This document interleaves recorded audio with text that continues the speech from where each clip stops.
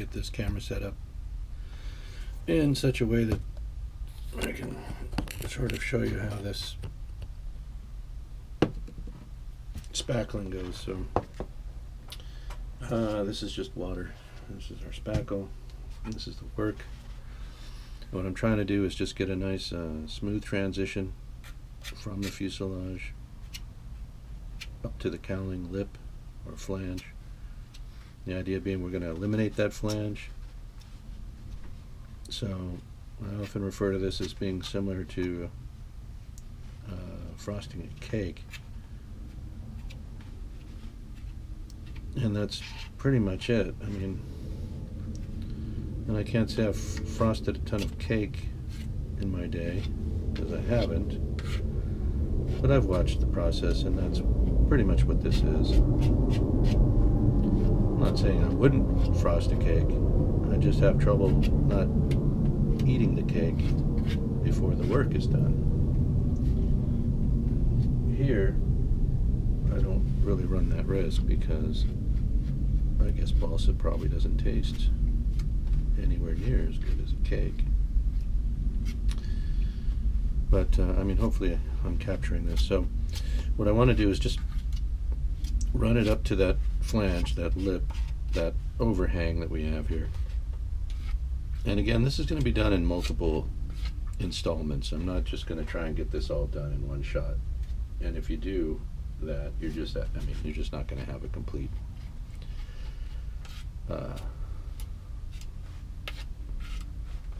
victory. You're going to have, you know, that doesn't work. This always has to be done in multiple passes. So this is the initial effort. There will be low spots and divots that must be filled. So right now I just want to, you know, you want to try and get it as close as you can each time, but with the understanding that there's likely going to be one more time required. And there, you know, there may not be after the third or fourth time, but if you go at it each time thinking, well, this, I want to get it as far along as I can, I want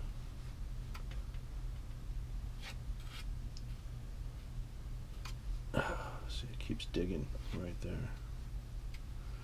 So that's why it'll take multiple passes. It's just impossible to do this perfectly on the initial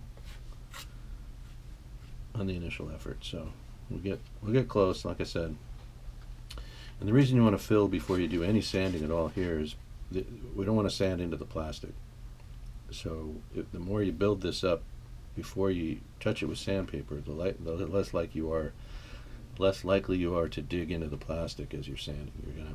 As I'm sanding this, I'm going to be lifting off just as I get onto this seam, pulling back just a little bit on the sanding block. Just because I want to attack the lip area, the portion of the plastic where it curls up off of the fuselage, right? But I don't want to dig into this. So we'll just kind of sand with a focus on just removing that raised area of plastic. And you know, again, the fuselage is pretty smooth. It's pretty much prepped for paint. I am gonna do one more overall wet application of the filler and sand that away, but that's going to be after this initial pass here. I don't want to confuse things. I don't want to, you know, first focus right now is to reduce this plastic overhang on the cowling. Alright, so we just kind of call that good, let it dry, and set the let's see if I got a spot here. There. It's not touching anything, it'll dry. A day like this, there's low humidity. I'll be able to probably sand this in, I don't know, 4 or 5 hours. Because it's a wet application, because I'm dipping the product in the water and then spreading it, it takes a little bit longer to cure to the point where it can be sanded. And you want to give as much time as possible. In other words, if you rush it, you start sanding on that while it's not quite dry, you'll be lifting out pieces of it. The sandpaper, you can tell, will be instantly clogged with that white residue. And it'll be more paste-like than powder, and you don't want any of that to happen. So this has to dry to bone dry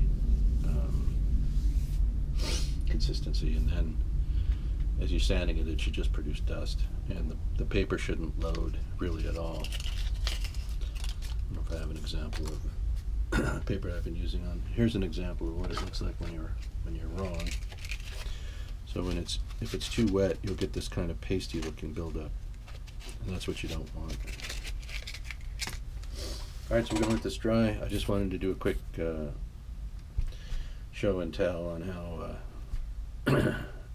the filler's used, especially in areas where plastic is joined to the balsa. As you can see, these were all faired and smoothed into the fuselage in the same manner. And it was at least 4 applications of filler around each of these parts to get smooth transitions all around.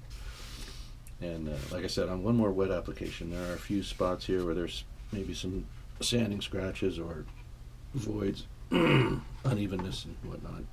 They're always up, you know. And again, if you get over focused on it, you could do this for months and not be satisfied. So the idea is, you know, progress, not perfection. Get better at the process, but don't get caught up in trying to make things perfect. There's no such thing, right? We just we're doing the best we can, and referring to photo images and our knowledge, and you know, we've all seen, if we're aircraft enthusiasts, we've been to air shows, we've seen how the skin looks on an airplane, and especially older airplanes, sometimes there's a little bit of roughness to them. The aluminum skin can show bits of I don't know, stress to them. Some of the seams and panel lines are a bit uneven where parts have been replaced, and the fit has been, you know, maybe less than perfect, but suitable. And that's what we're going for. Less than perfect, but suitable. And if you keep that in mind, you won't, you know, keep that in mind, you won't lose your mind, I think. But like I said, everybody's different. You know, everyone will have their own expectations, their own idea of what's acceptable and what isn't. And what you're seeing on my channel is mine. You know, my understanding of those things. And you know, it may not be, you know, for everybody. Some folks get really deep into the what they call rivet counting. That's, you know, making sure that everything is identical to the prototype, to the actual aircraft. You know, painstaking, and that, you know, and that's good. I mean, that's fine. And if you want to spend a year or two on a single project, that's what you need to do, and that's fine. I totally you know, respect that, and I love looking at those projects too, those finished models, and I mean, they just look lifelike, as if the actual aircraft had been miniaturized, or, you know, you can't really tell that it's a model unless the person who built it is standing next to it for scale. And that's, you know, that's outstanding. I'm going for something a little bit, you know, less than that, something doable in a reasonable amount of time, something that a family man with kids and responsibilities can do in his spare time, and not, you know, necessarily have it be an overwhelming life's work type of thing. It's just for fun. And you know, I do want to pay homage to Mr. Seversky, who designed the airplane, or at least owned the Republic Aircraft Company, and built such a successful weapon of war for the Second World War, which was a pivotal battle, pivotal expression of, I don't know, our attempt to self-govern without genocide. Okay, so that's enough about that. Hopefully everybody is enjoying the build so far. Again, the cockpit will be next. We'll get that laid out, all the radio boxes, switch boxes, the panel, with the seat and pilot installed. Well, actually, those two things will probably be dead last after the wings and everything else are on. But for the most part, we'll furnish the cockpit, and then I'll seal it so we can do the ongoing build and paint and so on. So that's kind of an order of battle, sort of a discussion there. Again, if anyone has any questions, any requests, anything they'd like to see, as the techniques or anything I haven't necessarily shown or documented, but I've talked about. I tend to be doing that a lot more lately, showing the project after I've done some work, and that may be vexing for some, and I understand that. So I will be doing a separate video just on how I put the motor together. I realized after I went through all the videos that somewhere along the line I got sidetracked and didn't really show how I wrapped the cylinders and how I made the crankcase. And I talked about it, but I didn't show the work, and that's really the whole idea of the channel. So at some point here along, either after most of the build is done and maybe around paint time, or maybe it'll be after the project's done, I'll do a separate video just on the full assembly of the motor. Maybe it'll be time lapse or partially time lapse. Just because I'm going to build another one if I get around to a Hellcat or some other warbird. The Twin Wasp R2800 was used in several different airframes for the war, and so that's cool. And some of you may have projects like those, and you want to cut out. Remember that this is what we would have had here. And again, it's not bad. It can be zhuzhed up. It can be detailed up a little bit. But I mean, it's just not what I wanted. I wanted something you could look at without shrugging.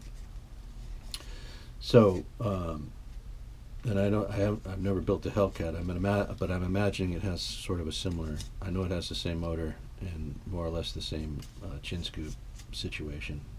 That they tried to do the same thing that Zabriskie did here. So, anyway, that's our progress to date. Again, any questions, and I do appreciate all the viewers. I know it's not a big deal. The channel is got,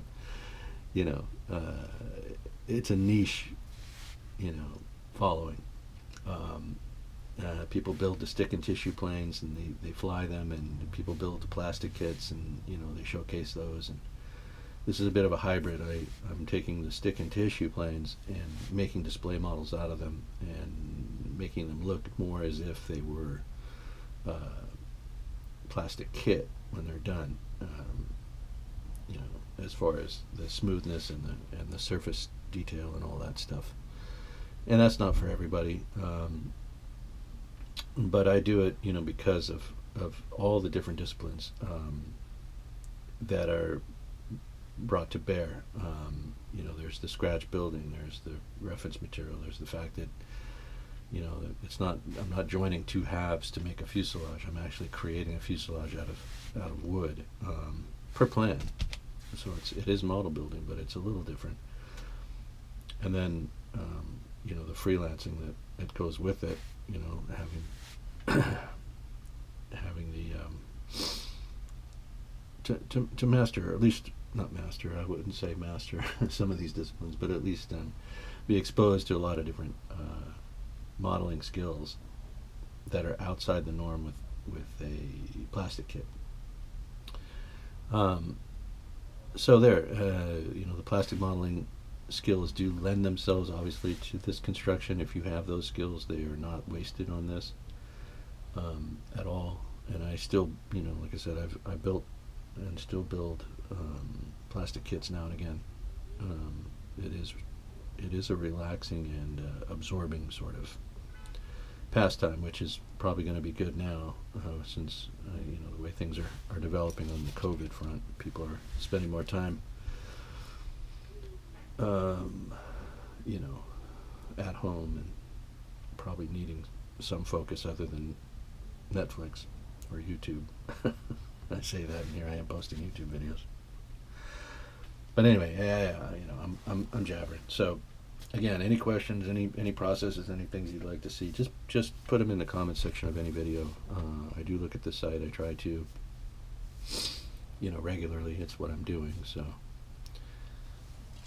but again, you know, we want I want these to be reasonable facsimiles to the scale aircraft, without spending, as I said, a year or two on the projects.